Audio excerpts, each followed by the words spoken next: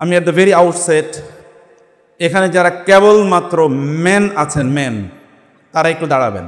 সুবহানাল্লাহ, সব তো দেখি মেন। আচ্ছা বসেন, জাযাকুমুল্লাহ খায়ের। স্যাররা তো মেন, আমি জানি।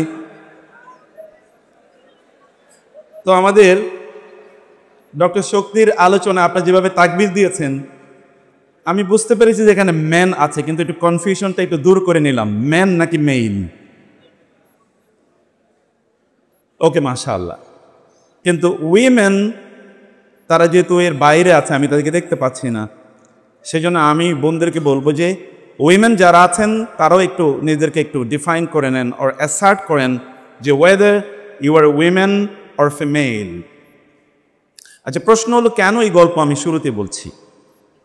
এই জন্য বলছি যে একজন বুজুর্গ ব্যক্তি, তিনি একটি হারিকেন নিয়ে বাজারে যাচ্ছেন দিনের বেলা। তো লোকেরা তাকে প্রশ্ন করলেন যে দিনের বেলা হারিকেন নিয়ে বাজারে যাচ্ছেন কেন? তিনি বললেন, আমি পুরুষ মানুষ খুঁজতে যাচ্ছি, ম্যান। বলে, দিনের বেলা বাজারে, এখানে সবাই তো পুরুষ। বলো না, I can only see male not man. আমি সেখানে মেল দেখতে পাচ্ছি, কিন্তু আমি ম্যান দেখতে পাই না। অর্থাৎ আমি সেখানে কেবলমাত্র ছেলে মানুষ দেখতে পাচ্ছি, কিন্তু পুরুষ মানুষ আমি সেখানে দেখতে পাচ্ছি না। There is a big difference between men and male. Manhood অথবা পুরুষত্ব, পৌরুষ, অথবা কেবলমাত্র ছেলে মানুষ, এর মধ্যে বড় পার্থক্য আছে। আল্লাহ সুবহানাহু ওয়া তাআলা কোরআনে দুটো শব্দ উল্লেখ করেছেন ম্যান বোঝানোর জন্য। কখনো বলেছেন তিনি যুকুর, যাকারুনের বহুবচন, যেটাকে বলা হয় মুযাক্কার। আবার কোথাও কোথাও তিনি বলেছেন রিজাল। রিজাল অথবা রুজুলাহ, এটা একটা কোয়ালিটির নাম, এটা একটা বায়োলজিক্যাল কোনো ইস্যু না যে আপনার শরীরে একটা পার্টিকুলার অর্গান আছে এবং এই কারণে আপনি ম্যান, এমন নয়। এটা শরীরের কোনো অর্গানের উপর মোটেই নির্ভর করে না, বরং এটা নির্ভর করে একটা কোয়ালিটির উপর। এক ধরনের যোগ্যতা থাকলে কেবলমাত্র তাদেরকে ম্যান বলা হয়। ঠিক এর বিপরীতে উইমেন, সেটাও খুবই গুরুত্বপূর্ণ একটা ইস্যু।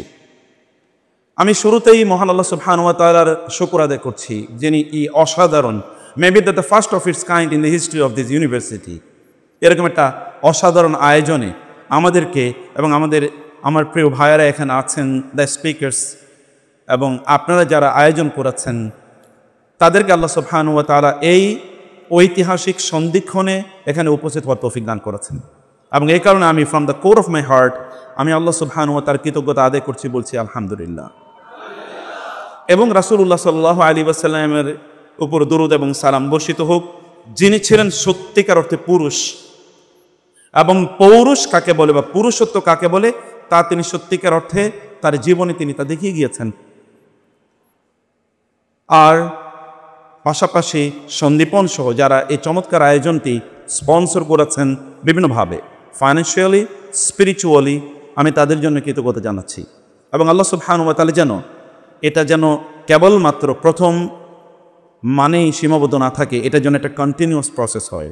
আল্লাহ তাআলা সেইভাবে এটাকে কবুল করে নিন, আল্লাহুম্মা আমিন। খুবই গুরুত্বপূর্ণ একটা টপিকে আমাদের ডক্টর শক্তি বলেছেন এবং অন্যান্যরা, জাকারিয়া মাসুদ ভাই, ডক্টর মেহেদি এবং অন্যান্যরা কথা বলেছেন। আমি যতটুকু শুনেছি, আমি যে বিষয়টিতে কেবল আপনাদের দৃষ্টি আকর্ষণ করব, আমি বলবো যে মনোযোগ দিয়ে কথাগুলো শোনার জন্য। আল্লাহ সুবহানাহু ওয়া তাআলা আমরা যা বলছি অথবা যা শুনছি তার মধ্যে আল্লাহ তাআলা বারাকা দান করুন। রাব্বি ইশরাহ লি সাদরি ওয়া ইয়াসসির লি আমরি ওয়াহলুল উকদাতাম মিন লিসানি ইয়াফকাহু কওলি। প্রশ্ন হচ্ছে যে পুরুষ এর ডেফিনেশন কি, এরপরে the impact of women in shaping an ideal or a strong masculinity, সেটি নিয়ে আমি পরে আলোচনা করব। তার আগে বলছি পুরুষ কি আসলে, পৌরুষত্ব কি। এটা কি কেবলমাত্র শারীরিকভাবে একজন খুবই দেখতে শুনতে খুবই স্মার্ট তথাকথিত, অথবা তিনি দেখতে শুনতে খুবই সুন্দর, খুবই অ্যাট্রাকটিভ, একটা ক্রাশিং বা ফটোজেনিক একটা ফিগারের অধিকারী, অথবা তিনি খুবই বডি বিল্ডার, অথবা তিনি স্টেরয়েড খেয়ে তিনি তার শরীরটাকে একটু নাদুস নদুস বানিয়ে নিয়েছেন, এগুলো কি তার নাম? এটা কি কেবলমাত্র কোনো পোস্ট পজিশন পাওয়ার আমরা কি হোল্ড করছি, অথবা কোন ধরনের ডিগ্রি আমরা গ্রহণ করছি, এটা কি তার নাম, নাকি এটা আসলে অন্য কিছু? আমরা যদি এখনকার পৃথিবীতে তাকাই, তাহলে দেখবো যে ওয়েস্ট আমাদের কাছে একজন পুরুষের যেই ছবি আমাদের কাছে পোর্ট্রে করেছে, তাহলে তিনি একজন বডি বিল্ডার হবেন। এবং এই কারণে কিন্তু MMA অথবা ধরুন রেসলিং, এই জাতীয় খেলাগুলো আমাদের কাছে খুবই প্রিয়, আমরা ওগুলো করতে ভালোবাসি। অথবা আমরা জিমে আমরা যাই আমাদের বডিটা বিল্ডিং করার জন্য, কারণ আমার কতটা মাসল আছে তা সত্যিকার অর্থে আমার কাছে পৌরুষত্বের অথবা পুরুষের একটা ডেফিনেশন। কিন্তু ব্যাপারটা কি আসলে এটি? ব্যাপারটা কি সত্যিকার অর্থে এটি? আপনার একজন সাহাবীর নাম জানেন, তার হচ্ছেন আব্দুল্লাহ ইবনে মাসউদ রাদিয়াল্লাহু তাআলা আনহু। একবার আব্দুল্লাহ ইবনে মাসউদ রাদিয়াল্লাহু তাআলা আনহু সাহাবায়ে কেরামদের সামনে একটি গাছে তিনি উঠছিলেন কোন একটা কারণে মদিনায়, এবং একটু বাতাস আসলো, দমকা বাতাসে তার পায়ের উপর থেকে কাপড়টি সরে গেল। সরে যাওয়ার পর সাহাবায়ে কেরামরা তার পায়ের গোড়ালি খুবই চিকন, খুবই ন্যারো, সরু, এর দিকে তারা হেসে উঠলেন। রাসূল সাল্লাল্লাহু আলাইহি ওয়াসাল্লাম বললেন, মিম্মা তাদহাকুন, কি দেখে তোমরা হাসছো? তোমরা কি আব্দুল্লাহ ইবনে মাসউদের পায়ের গোড়ালি খুবই চিকন, তিনি দেখতে খুবই হালকা গড়নের, পাতলা গড়নের, এই কারণে হাসছো?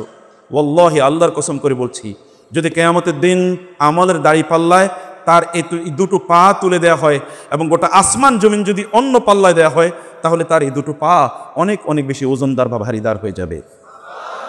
What is the definition of man? এটা কি কেবলমাত্র শারীরিকভাবে কে সুন্দর? আপনি প্রতিদিন কয়বার আয়নার দিকে তাকান, কেবল আপনাকে দেখতে কেমন দেখা যায়? ইউরোপ জুড়ে তো মেয়েরা আত্মহত্যা করার অন্যতম প্রধান একটা কারণ হচ্ছে কোনো একটা ছেলে তাকে দেখার পরে কেন টিজ করলো না, টিজ। এমন কখনো ঘটে যে একই লিফটে হয়তো বা একটি ছেলে এবং একটি মেয়ে তারা উঠেছে, ওঠার পরে 18 তলায় উঠেছে, 18 তলা পর্যন্ত এই ছেলেটি কেন তাকে ফিজিক্যালি অ্যাপ্রোচ করলো না, এ কারণে পরের দিন সকালে গিয়ে সে আত্মহত্যা করে।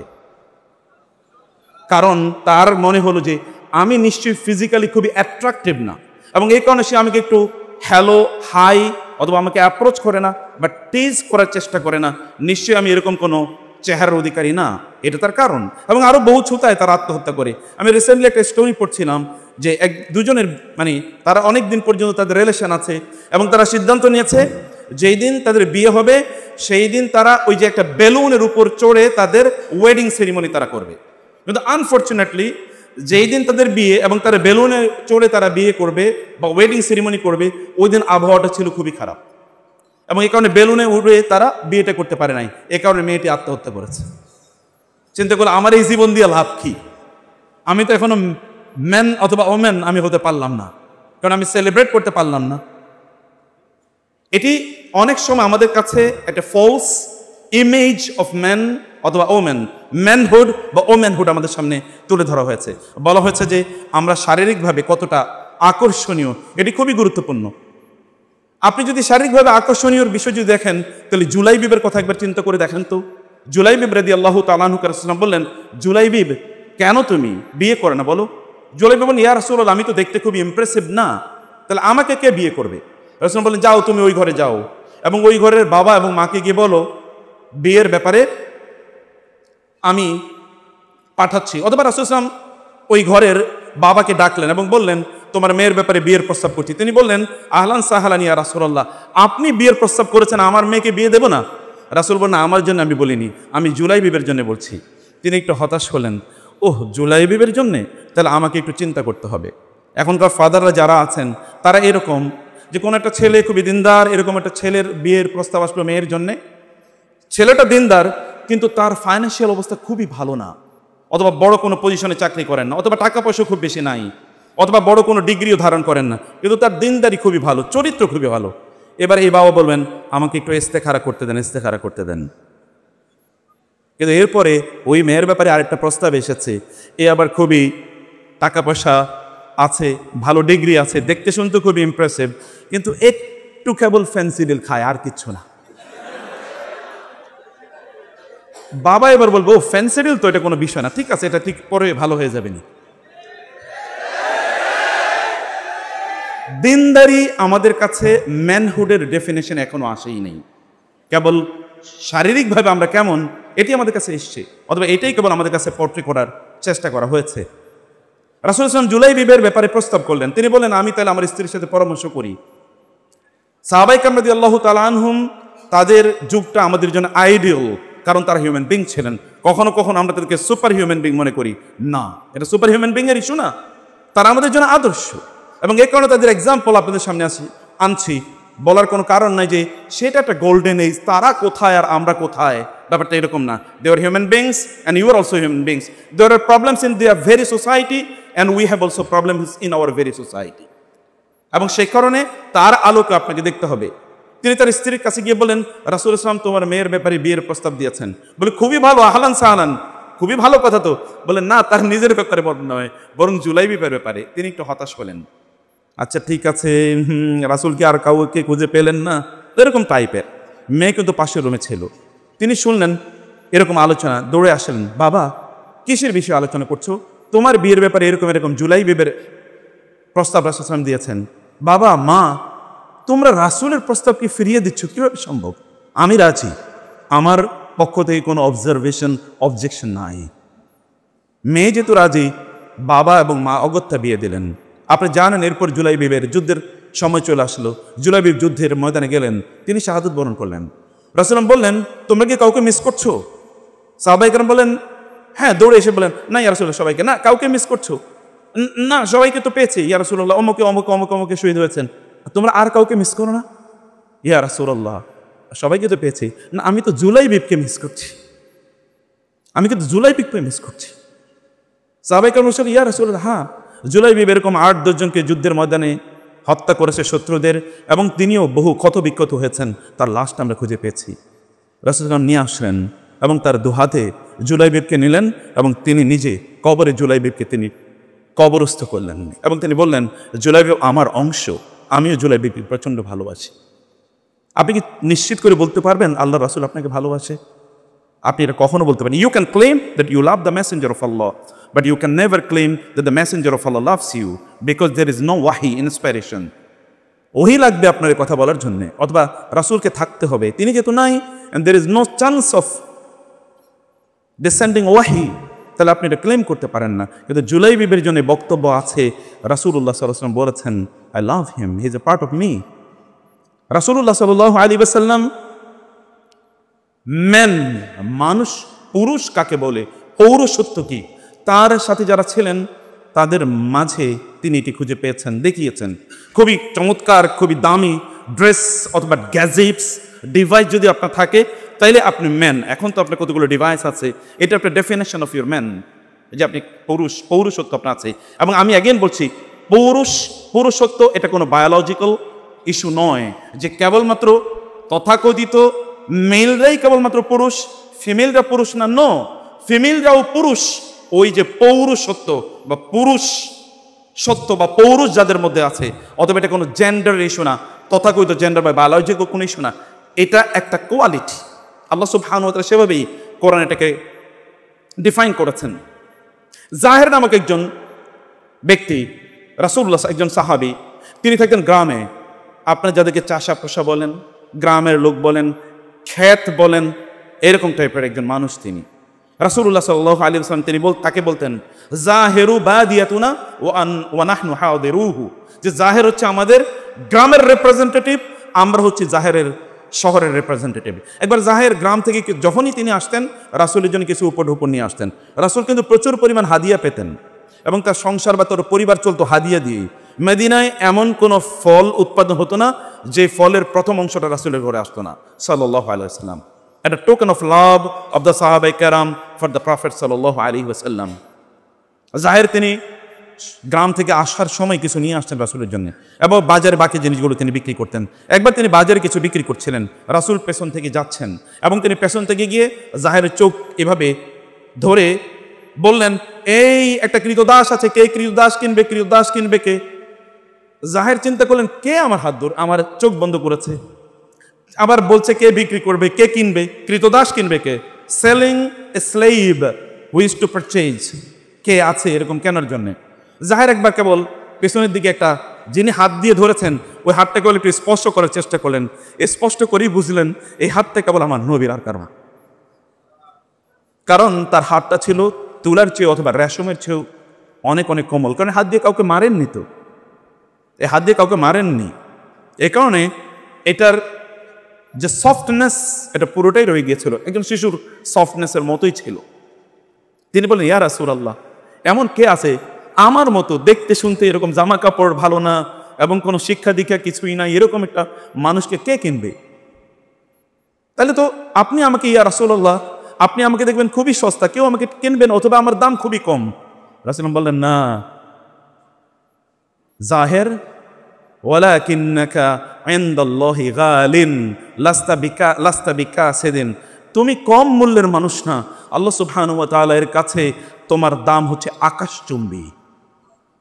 একজন ব্যক্তির দাম কেবল তার ড্রেস এর উপর নির্ভর করে না। আমরা জানি শেখ সাদির গল্প ছোটবেলা আমরা পড়েছিলাম। শেখ সাদি সাধারণ জামা কাপড় পরে এক জায়গায় যাওয়ার পর লোকেরা তাকে খেতে দেয় নাই। এরপরে যখন খুবই দামি জামা কাপড় পরে গিয়েছেন তখন অনেক পরিমাণ খেতে দিয়েছেন, তখন তিনি নিজে আর খাননি, সব খাবার কোথায় ভরিয়েছেন? পকেটে ভরিয়েছিলেন। কারণ তিনি বলেছেন, তোমরা তো আমার জামাকে খাবার দিচ্ছ, আমাকে তো খাবার দেওয়া নাই।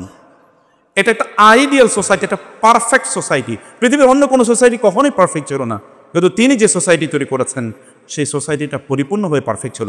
আপনাদের জন্য শিক্ষার উপকরণ আছে। How do you look at men, how do you look at people. আপনার যারা ক্লাসমেট আছে, ফ্রেন্ড আছে, কার সাথে আপনি কেমন আচরণ করেন।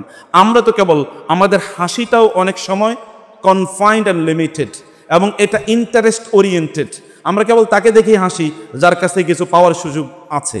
ও আমাকে চা খাওয়াবে, চাইনিজে নিয়ে যাবে, রেস্টুরেন্টে নিয়ে যাবে, একটা ট্রিট দেবে, এই কারণে আমি তার সাথে একটু হাসি। বন্ধুত্ব কেবল তার সাথে তৈরি করতে চাই, সাধারণ কারোর সাথে বন্ধুত্ব তৈরি করতে চাই না। রাসূলুল্লাহ সাল্লাল্লাহু আলাইহি ওয়াসাল্লাম কার সাথে তিনি বন্ধুত্ব তৈরি করছেন? তিনি কার সাথে বন্ধুত্ব তৈরি করছেন? অনেক অর্থবৃত্ত থাকলেই কেবলমাত্র কি একজন মানুষ ম্যান হয়?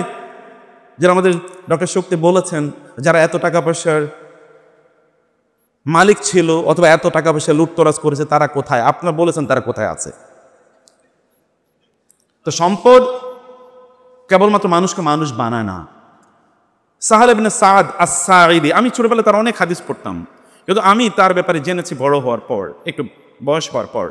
সাহাল ইবনে সাদ আস-সাঈদী রাদিয়াল্লাহু তাআলা আনহু, তিনি একবার ওই দিক দিয়ে যাচ্ছিলেন। সাহাবায়ে কেরাম রাসূলুল্লাহ সাল্লাল্লাহু আলাইহি ওয়াসাল্লাম বললেন, তোমাদের এই ব্যক্তির ব্যাপারে তোমাদের মূল্যায়ন কি? বলেন যে, ইয়া রাসূলুল্লাহ, তার ব্যাপারে আমাদের মূল্যায়ন একেবারেই সাধারণ। তিনি যদি কোথাও কথা বলেন তাহলে লোকেরা মনোযোগ দিয়ে কথা শুনবে না, তিনি যদি কোথাও না যান তাহলে লোকেরা তাকে মিস করবে না, কোথাও গেলে তাকে খুব বেশি সমীহ করবে না, কোথাও যদি বিয়ের প্রস্তাব দেন তাইলে লোকেরা খুব সাগ্রহে গ্রহণ করবে না। এরপর ওই দিক দিয়ে আরেকজন লোক যাচ্ছিলেন, প্রচুর পরিমাণ টাকা পয়সার মালিক এবং দেখতে খুবই আপনার ইমপ্রেসিভ চেহারার অধিকারী, জামা কাপড় খুবই সুন্দর, রাসূলুল্লাহ এবং খুবই সম্ভ্রান্ত বংশ, এরকম কিছু। রাসূলুল্লাহ বললেন, সাল ওই ব্যক্তিকে লক্ষ্য করে যে এর ব্যাপারে তোমাদের মত বলে, উনি তো আমাদের সমাজের সেরা মানুষ, উনি কথা বলে লোকেরা মনোযোগ দিয়ে শুনবে, ওনার সাথে একটা সেলফি তোলার জন্য লোকেরা দাঁড়িয়ে থাকবে, ওনার অটোগ্রাফ নেওয়ার জন্য লোকেরা যাবে, ওনার সাথে বন্ধুত্ব তৈরি করতে পারাটা তাদের একটা প্রেস্টিজের ইস্যু তারা মনে করবে, অথবা একটা ডিগনিটি তারা মনে করবে, এবং তার সাথে বিয়ে শাদী ইত্যাদির বিষয়ে যদি প্রশ্ন উঠে তাহলে সবাই আগ্রহী হবে তার কাছে, তাদের মেয়ে বোন এদেরকে বিয়ে দেওয়ার জন্যে। রাসূলুল্লাহ বলেন, আল্লাহর কসম করে বলছি, তোমরা আগে যার ব্যাপারে বলেছো সে কোথাও না গেলে কেউ তাকে খোঁজ করবে না, গেলে তার ব্যাপারে কেউ আগ্রহ প্রদর্শন করবে না। এই যে দ্বিতীয় যার ব্যাপারে তোমরা বললে, এত হাইলি তার ব্যাপারে তোমরা কথা বললে, এই রকম লোক যদি গোটা পৃথিবী ভরে যায় তাহলে ওই আগের সাহাল ইবনে সাদ আস-সাঈদীর সমান মর্যাদাবান হবে না। একজন সাহালের মর্যাদা এইরকম মানুষ গোটা পৃথিবী জুড়ে হয়ে যায় তাইলেও হবে না। কেবলমাত্র মর্যাদা এটা এর উপর নির্ভর করে না আপনি কোন বংশের। আপনি কি, আমাদের দেশে তো চৌধুরী বংশ, শেখ বংশ, এগুলো হলে 7 খুন মাফ, তাই না? ওই বংশ হলে 7 খুন মাফ। রাসূলুল্লাহ সাল্লাল্লাহু আলাইহি ওয়াসাল্লামের যুগে কি এমন ছিল? আল হুজালি নামক একজন সাহাবী, রাসূলুল্লাহ সাল্লাল্লাহু আলাইহি ওয়াসাল্লাম বদরের যুদ্ধ, তিনি সবাইকে রোজ, আমরা তো কিন্তু যুদ্ধের ময়দানে নামাজে সব যে আমরা কাতারবদ্ধ থাকি, আমাদের এটা ডিসিপ্লিন, আমাদের গোটা ইসলামের এটা মূল বক্তব্য, ভেরি ডিসিপ্লিন লাইফ। রাসূলুল্লাহ সবাইকে কাতার সোজা করে দিচ্ছেন। এর মধ্যে একজন যার নাম বলছি, তিনি একটু সামনে এগিয়েছিলেন, কাতার থেকে একটু সামনে। রাসূলুল্লাহ একটু তার পেটে একটু খোঁচা দিলেন, একটু পেছনে যাও। খোঁচা দেওয়ার পরেই তিনি বলেন, আপনি তো আমাকে খোঁচা দিতে পারেন না, আমি প্রতিশোধ নিতে চাই, আমি প্রতিশোধ নিতে চাই। এবং আপনি বলেছেন কোনো অন্যায় এভাবে করা যায় না, আপনি করেছেন, আমি এটার প্রতিশোধ নিতে চাই। বলে আচ্ছা ঠিক আছে, কি প্রতিশোধ নেবা? বলে আমিও আপনাকে খোঁচা দেবো। রাসূল বলেন আচ্ছা ঠিক আছে, খোঁচা দাও। তিনি বলেন আপনি যখন আমার খোঁচা দিয়েছিলেন তখন আমার শরীরে জামা ছিল না, কিন্তু আপনার শরীরে তো জামা আছে, অতএব জামা খুলতে হবে খোঁচা দেওয়ার জন্য। তিনি জামাটা খুললেন। খোলার পর তিনি রাসূল সাল্লাল্লাহু আলাইহি ওয়াসাল্লামকে এইভাবে জড়িয়ে ধরলেন এবং তার পেটে এবং তার পিঠে কেবল তার মুখ, তার নাক, তার জিহ্বা এবং তার দাড়িগুলো ঘষতেছেন। রাসূল বলেন কি করছো? তিনি বলেন ইয়া রাসূলুল্লাহ, যুদ্ধের ময়দানে যাবো, বেঁচে আসবো কিনা জানি না, আমার শরীরের সর্বশেষ উষ্ণতা যেন আপনার শরীর থেকে একটু গ্রহণ করে। আমি যেন আল্লাহর সামনে যদি দাঁড়াই, আমি যদি মারা যাই, তাহলে আপনার শরীরের উষ্ণতা নিয়ে যেন আমি মারা যেতে পারি। এই কারণে আমি এই সুযোগটা হাতছাড়া করতে চাইনি। মর্যাদা এটা বংশের উপর। আপনি হয়তো আল হুজালের নাম খুব বেশি জানেন না, কিন্তু আপনি হয়তো জানেন আবু জাহেলের নাম। দেখতে কেমন, আবু জাহেল কেমন ছিল জানেন? অথবা আবুল আহাবের নাম। আবুল আহাব মানে হচ্ছে এতটা আগুন সুন্দর, বলতে গেলে আবুল আহাব আগুন সুন্দর, দেখতে অন্যরকম। এমনি তো কুরাইশ বংশের, আবারও কি ওইখানকার লিডার ফ্যামিলির লোক, বনু হাশেম, বনু আব্দুল মুত্তালিবের সন্তান, অতএব দেখতে এমনিতেই খুবই ইমপ্রেসিভ, খুবই সুন্দর, লাল সুন্দর, আগুন সুন্দর। আল্লাহ সুবহানাহু ওয়া তাআলা বললেন তাব্বাত ইয়াদা আবি লাহাবিউ ওয়া তাব্বা মা আগনা আনহু মালুহু ওয়া মা কাসাবা সায়াসলা নারান যাতা লাহাব। আবু লাহাব যাবে যাতা লাহাবে। ও যেরকম আগুন সুন্দর, ওকে ওই রকম আগুনে আমি নিক্ষিপ্ত করে দগ্ধ করব। আপনার আগুন সুন্দর, অথবা আপনার কোন ফ্যামিলিতে আপনি বড় হয়েছেন সেটি কোন অবস্থায় আপনার ম্যানহুড এটা ডিফাইন করে না। ডিফাইন করে আপনার চরিত্র, আপনার ক্যারেক্টার কি, আপনি আসলে কেমন মানুষ। সেই কারণে আপনি এখন তো আমাদের কাছে ম্যান, যে আপনারা যারা আছেন, ম্যান মানে হচ্ছে ভিডিও গেমসে কতজন মানুষকে হত্যা করা যায়, এটা হচ্ছে ম্যানের ডেফিনেশন, তাই না? আপনি সারা রাত ধরে ভিডিও গেমস খেলেছেন এবং হাজার হাজার সন্ত্রাসীকে আপনি হত্যা করেছেন, কিন্তু সকালবেলা যখন দেখলেন টয়লেটে একটা তেলাপোকা, এরপর আর টয়লেটে যান না। এখন মারে ডাকেন, মা টয়লেটে তেলাপোকা, একটু মায়েরা দেও না। এর আগে কিন্তু আপনি হাজার হাজার সন্ত্রাসীকে হত্যা করেছেন। এইটা তো ম্যানহুড না, এটা তো ফেক ম্যানহুড। আপনি সিনেমা দেখেছেন, সিনেমা দেখতে দেখতে আপনি একেবারে কাত হয়ে আছেন, সিনেমা দেখেই ঘুমান, সিনেমা দেখেই ঘুম থেকে উঠেন। আপনি সত্যিকার পুরুষ হন, তাহলে পর্নোগ্রাফি আপনি কিভাবে দেখেন? পুরুষরা তো বিয়ে করবে, তো পর্নোগ্রাফি দেখবে না। বিয়ে বাদ দিয়ে আপনি পর্নোগ্রাফি করবেন। আর আপনি তথাকথিত আমাদের ডক্টর শক্তি বললেন যে ক্যারিয়ারের পিছনে আপনি ঘুরেন। এখন আমাদের স্টুডেন্টরা 32 না 35 বছরে তারা চাকরিতে ঢুকবে, এই কথা শোনার পর থেকে আমার মাথা কেবল নিচের দিকে যাইতেছে। ম্যান হতেই পারে না। 18-20 বছর বয়সে আপনি চাকরিতে ঢুকবেন অথবা কাজে ঢুকবেন। চাকরি কেন করতে হবে না? চাকর কেন হতে হবে? আপনি কোনো নিজস্ব এন্টারপ্রাইজ নিতে পারেন না? আপনার কোনো উদ্যোগ নাই? সে উদ্যোগ আপনি গ্রহণ করেন, অন্যদেরকে আপনি চাকরি দেন, কিন্তু আপনি আরেকজনের পেছনে ঘুরতেই থাকবেন, তার তল্পিক বাহক আপনি হবেন এবং এই কারণে বয়স 35 পর্যন্ত পৌঁছাবেন। বিয়ে করবেন কবে? 35-এর পরে। এরপরে এই পৃথিবীর মেয়েরা আপনাকে বিয়ে করবে না, ওই যে অন্য ওমেন বিয়ে করবে না, কোন একটা ফিমেল আপনার বিয়ে করতে পারে।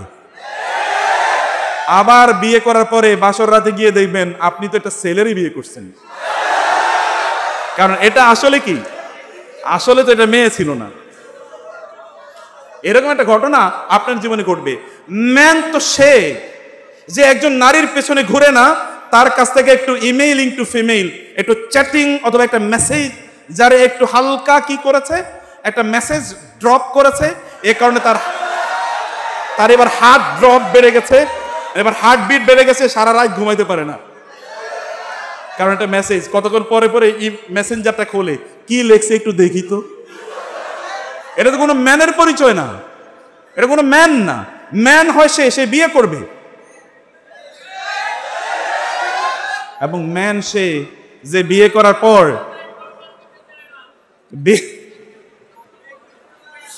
হ্যাঁ, এই জন্য তো ম্যান হওয়ার জন্যে ম্যান যে আপনি, এই প্রমাণ আপনাকে দেখাতে হবে, তারপরেই তো মেয়েরা আপনার কাছে বা বাবার আপনাদের কাছে মেয়ে বিয়ে দেবে। আপনাকে you will have to prove that you are man. আপনাকে প্রমাণ দেখাতে হবে যে আপনি একজন পুরুষ মানুষ। এই পৌরসত্ব আপনাকে শো করতে হবে। এটা কেবল এগেইন বলেছি, কেবল বায়োলজিক্যাল কোনো ইস্যু না, কেবল শারীরিক কোনো যে আপনাকে এবার টেস্ট মানে কোনো একটা ওই যে সেন্টারে কি বলে একটা ল্যাবরেটরিতে নিয়ে যাওয়া হবে একটু টেস্ট করার জন্য আসলে পুরুষ নাকি নারী। নো, এটা that is not the issue. You will have to show that you are a man. আপনার কার্যকলাপে, আপনার আচরণে, আপনার উচ্চারণে এটা আপনাকে প্রদর্শন করতে হবে। একজন ম্যানের ডেফিনেশন কি?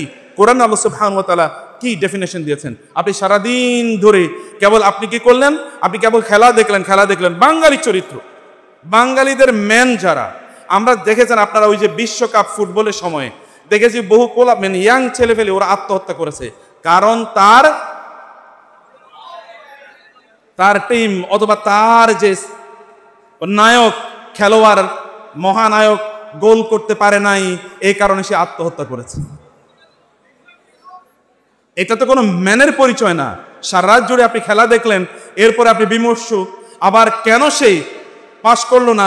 এই কারণে আমি একবার দেখছি একটা ইয়াং ছেলে কি করেছে, মানে বাংলাদেশের টিম কোনো কারণে কোন একটা দেশের সাথে জিততে পারে না, ক্রিকেট টিম। এরপরে দেখেছি ও নিজের গলায় জুতার মালা পরিয়ে তারপরে বলছে এই গ্রুপের বা এই টিমের আর আমি জীবনও সমর্থন করব না, আমি আমার শরীরে জুতার মালা পরে এবার কি করলাম, তওবা করলাম। এটা তো ম্যান। এখন আপনি যদি এরকম ম্যান হন তাইলে তো আর কোনো কথা নাই। এরকম ম্যান গোটা পৃথিবী জুড়ে যদি তৈরি হয়ে যায় তাইলেও এই উম্মার কোনোদিন মুক্তি হবে না। এই উম্মার মুক্তি হবে যদি একজন মোহাম্মদ বিন কাসেম অথবা একজন সালাউদ্দিন আইয়ুবী অথবা একজন ওমর ইবনুল খাত্তাব ইসলাম গ্রহণ করার পরেই রাসূল ইসলামকে গিয়ে বলেন, আপনি কি সত্য নবী নন? ইসলাম কি সত্য ধর্ম নয়? কোরআন কি সত্য জীবন ব্যবস্থা নয়? ইসলাম কি সত্য ধর্ম নয়? যদি তাই হয়ে থাকে তাহলে গোপনে কেন ইসলাম প্রচার করব? কি করতে চাও ওমর? আমি প্রকাশ্যে ইসলাম প্রচার করতে চাই। যাও, খিয়ারুকুম ফিল জাহিলিয়াতি খিয়ারুকুম ফিল ইসলামি ইযা ফাকিহু। জাহিলি যুগে যারা মেন, ইসলামে এসে তারা মেন হতে পারে যদি কেবলমাত্র ইসলামের আন্ডারস্ট্যান্ডিংটা তাদের থাকে, যদি ইসলামের চরিত্র তাদের মধ্যে থাকে। মেন হওয়ার জন্যে আপনাকে আল্লাহ এবং আল্লাহ রাসূল কি ডিফাইন করেছেন সেটি আপনাকে বোঝা লাগবে, সেটা আপনাকে বুঝতে হবে। এগুলো করেই আপনি আপনার বন্ধুদের সামনে একটু সিগারেটে যদি একটা টান না পারতে পারেন তাইলে কি আর ম্যান হইলেন কিভাবে? পুরুষ হওয়ার জন্য আপনি যে পুরুষ হয়েছেন বা বালেগ হয়েছেন, বালেগ এটা দেখানোর জন্য সিগারেটের টান দিয়েছেন। সিগারেটের টান দেওয়ার জন্য পুরুষ হওয়া লাগে না, এটা বরং পৌরুষত্বের অবনতি অথবা পৌরুষত্বকে ধ্বংস করে দেওয়ার একটা মাধ্যম। পুরুষরা সিগারেটের টান দেয় না, কারণ তাদের অনেক কাজ আছে, তাদের প্রচুর পরিমাণ কাজ আছে। গোটা জীবনকে, গোটা পৃথিবীকে উল্টে পাল্টে দিতে পারে একজন যুবক যদি তিনি সত্যিকার অর্থে সে সিদ্ধান্ত নেন। কারণ এই বয়সে আপনার অনেক কাজ আছে, আপনার অনেক দায়িত্ব আছে, এই দায়িত্বটা আপনাকে গ্রহণ করতে হবে। এখন এইরকম ম্যান তৈরি হবে কিভাবে? আল্লাহ সুবহানাহু ওয়া তাআলা বলেছেন, রিজালুন লা তুলহিহিম তিজারাতুন ওয়ালা বাইউন আন যিকরিল্লাহ ওয়া ইকামিস সালাহ ওয়া ইতাইজ যাকাত ইয়াখাফুনা ইয়াওমান তাতাকাল্লাবু ফিহিল কুলুব ওয়াল আবসার লিয়াজজিয়াহুমুল্লাহু আহসানা মা আমিলু। একদল ম্যান আছে আল্লাহ সুবহানাহু ওয়া তাআলা বলছেন, কোনো কিছুই ওই ম্যানদেরকে আল্লাহ সুবহানাহু ওয়া তাআলা থেকে ডিসওরিয়েন্ট করতে পারে না। সব সময় তারা ওরিয়েন্টেড থাকে টুয়ার্ডস আল্লাহ সুবহানাহু ওয়া তাআলা and towards the deen given by Allah subhanahu wa ta'ala, towards the ordainments given by Allah subhanahu wa ta'ala। আল্লাহ কি বলেছেন এটা তাদের মাথায় সদা সর্বদা থাকে। আল্লাহ সুবহানাহু ওয়া তাআলাকে তারা তাদের প্রায়োরিটি লিস্টের মধ্যে রাখে। আল্লাহ সুবহানাহু ওয়া তাআলার কাছ থেকে তারা জিজ্ঞেস করে হোয়াট টু ডু, আমার করণীয় কি, আল্লাহর কাছ থেকে তারা সেটা সিদ্ধান্ত নেয়। একজন ম্যানের পরিচয় হচ্ছে যখন মসজিদ থেকে হাইয়া আলাস সালাহ বলে আজান দেওয়া হয় অথবা যখন এই ধ্বনি আসে তখন তার মধ্যে এরকম এমন ব্যাকুলতা তৈরি হয় যে মসজিদের পানে ছুটে যাওয়া তার একমাত্র লক্ষ্য হয়। এটা তার জন্যে অক্সিজেনের মতো, মসজিদে যাওয়াটা তার জন্য অক্সিজেনের মতো। মসজিদে না গেলে তার অক্সিজেন নালি যেমনভাবে দম বন্ধ হয়ে যায়, এমনিভাবে মসজিদে না গেলে তার দম বন্ধ হয়ে যায়। আপনি একজন পুরুষের নাম হচ্ছে মুহাম্মদুর রাসূলুল্লাহ সাল্লাল্লাহু আলাইহি ওয়াসাল্লাম। আমাদের পুরুষরা তো এর আগেই বলেছি একটা বিয়ে করতেই ভয় পায়। আল্লাহর নবী সাল্লাল্লাহু আলাইহি ওয়াসাল্লাম তিনি একই সাথে কতজন স্ত্রীকে রেখেছেন চিন্তা করে দেখেন। এবং তিনি he made kept everyone very much satisfied, সবাই তার প্রতি সন্তুষ্ট ছিল। আয়েশা রাদিয়াল্লাহু তাআলা বলছেন রাসূলুল্লাহ সাল্লাল্লাহু আলাইহি ওয়াসাল্লাম আমাদের সাথে গল্প করতেন। যখনই আজান হয়ে যেত তখন তিনি এমনভাবে ছুটে যেতেন যেন তিনি আমাদের কাউকে চেনেনই না। আল্লাহর উপর কাউকে প্রায়োরিটি দেওয়া যায় না, এটা হচ্ছে ম্যান এর চরিত্র। এটা হচ্ছে ম্যানের চরিত্র। ম্যানের চরিত্র কেবল সম্পদের টাকা পয়সার পেছনে ঘোরা নয়। ইয়াংরা, আপনাদের জীবনের পারপাস কি? আমাদের আলোচকরা সবাই বলে গেছে, what is the purpose of your life? আপনি আসলে করতে চান কি? What is your aim? What is your dream? আপনার স্বপ্ন কি? আপনি কি করতে চান? আপনার লক্ষ্য এবং উদ্দেশ্য কি? আপনি কি এখনো তা নির্ধারণ করতে পেরেছেন? সেটা যদি আপনি নির্ধারণ না করতে পারেন, তাহলে এখনই প্রয়োজনে চোখ বন্ধ করেন। আমি আপনাদেরকে একটু সময় দিই, 20 সেকেন্ড চোখ বন্ধ করেন তো, এবং আপনার জীবন নিয়ে চিন্তা করেন করতে চান কি জীবনে। Just close your eyes for 20 seconds, cable 20 second.